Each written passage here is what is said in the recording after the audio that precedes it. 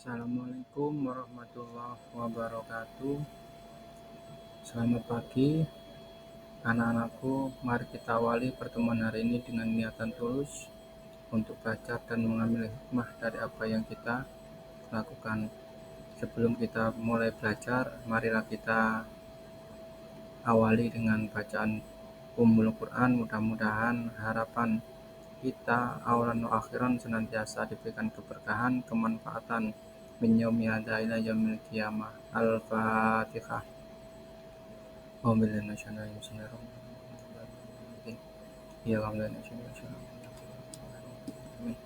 Anak-anakku yang berbahagia, hari ini kita akan membahas salah satu ibadah yang sangat penting yang pasti akan kita hadapi dalam hidup, yaitu tentang sholat jenazah. Topik ini mungkin terasa sedikit berat karena berkaitan dengan perpisahan dan kematian.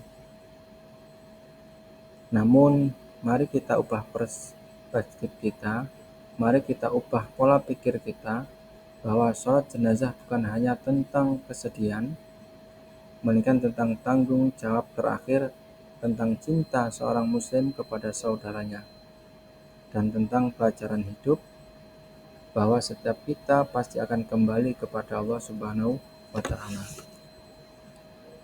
Hari ini kita akan belajar tentang sholat jenazah yang kebetulan diajarkan di kelas 10 semester ganjil.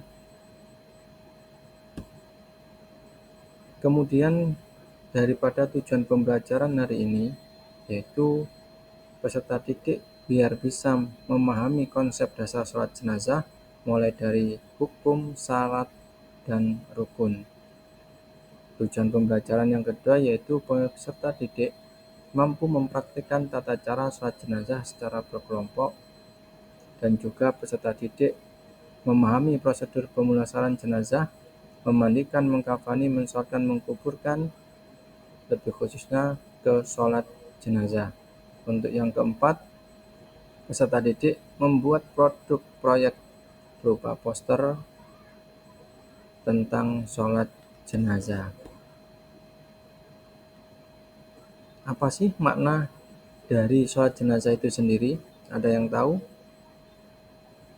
Bahwa sholat jenazah adalah sholat yang dilakukan untuk mendoakan seseorang muslim yang telah meninggal dunia. Jadi ini adalah penghormatan terakhir, di mana ketika seseorang sudah dipisahkan antara ruh dan tubuhnya, nah dari situlah kemudian kita sebagai muslim bertanggung jawab untuk mensolatkan jenazah tersebut. Sesuai dengan hadis yang diriwayatkan oleh Imam Ahmad, Muslim, dan Tirmidzi, bahwa setiap jenazah yang disolatkan oleh 100 orang Islam yang semuanya memohonkan ampun, memohonkan syafaat baginya, pasti diterima oleh Allah Subhanahu wa Ta'ala. Seyogyanya kita selaku orang Muslim, selaku saudara, bahwa kita dianjurkan untuk memintakan maaf, dianjurkan untuk memintakan ampunan, baik dosa-dosa yang disengaja maupun dosa-dosa yang tidak disengaja. Supaya apa? Supaya nanti siksanya lebih ringan dari sebelum-sebelumnya. Kemudian apa sih syarat daripada sholat jenazah itu tersendiri? Yang pertama, jelas jenazah itu adalah muslim. Harus muslim, harus Islam. Kalaupun itu bukan seorang muslim, kita tidak berkewajiban untuk mensolatinya. Yang kedua, jenazah sudah dimandikan dan dikafani. Jenazah yang sudah dimandikan, sudah dibersihkan, sudah dikafani, barulah nanti kita sholati. Pengecualian bila mana kalau jenazah tersebut mati dalam keadaan perang atau mati dalam keadaan mati syahid, tanpa dimandikan langsung disolatkan. Kemudian dihadapkan kiblat jenazahnya, kemudian ditutup auratnya.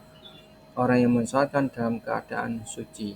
Jadi hampir sama dengan ketika kita ibadah-ibadah yang lainnya, dengan sholat kita harus dalam keadaan suci.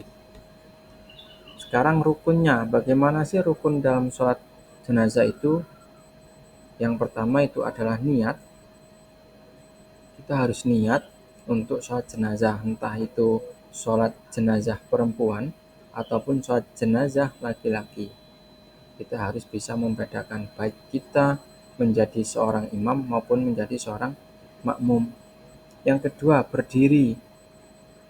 Yang ketiga, takbir 4 kali, di mana takbir yang pertama kita membaca surat Fatihah.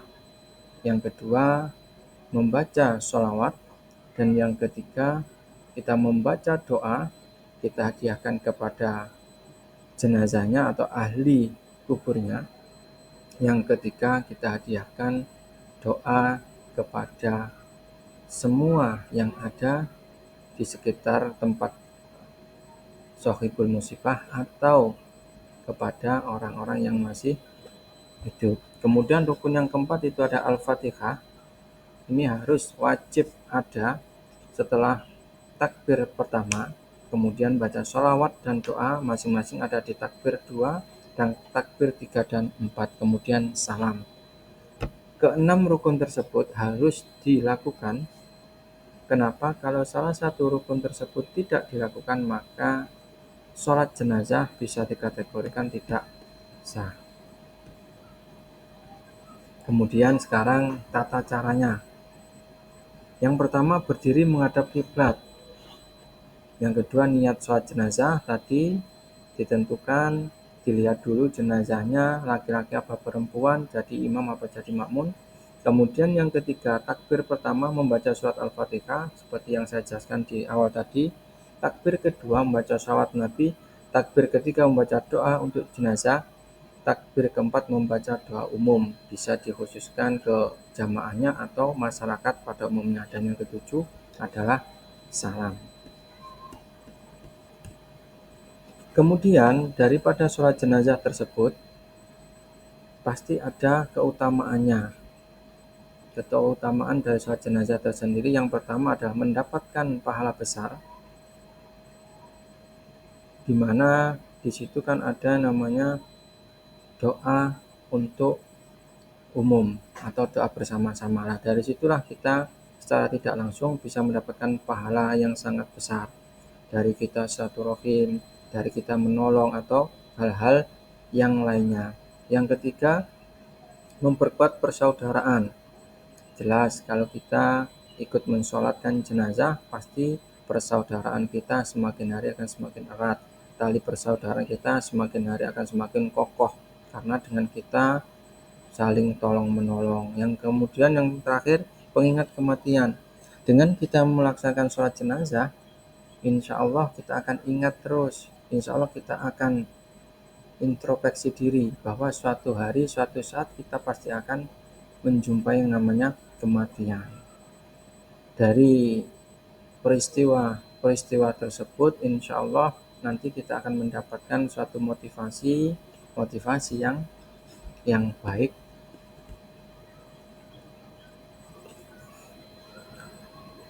Cobalah mempraktikkan sholat jenazah dengan bacaan dan yang tepat agar lebih memahami terkait materi sholat jenazah. Anak-anakku yang berbahagia, yang semangat sekali, cobalah praktekkan sholat jenazah sesuai dengan tata cara, sesuai dengan rukun yang saya sampaikan di depan tadi.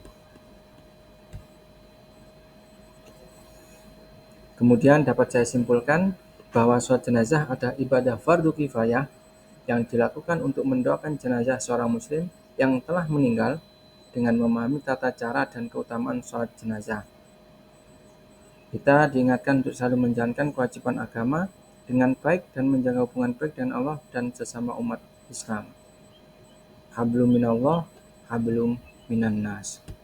Cukup sekian yang bisa saya sampaikan. Kurang lebihnya saya mohon maaf. Assalamualaikum warahmatullahi wabarakatuh.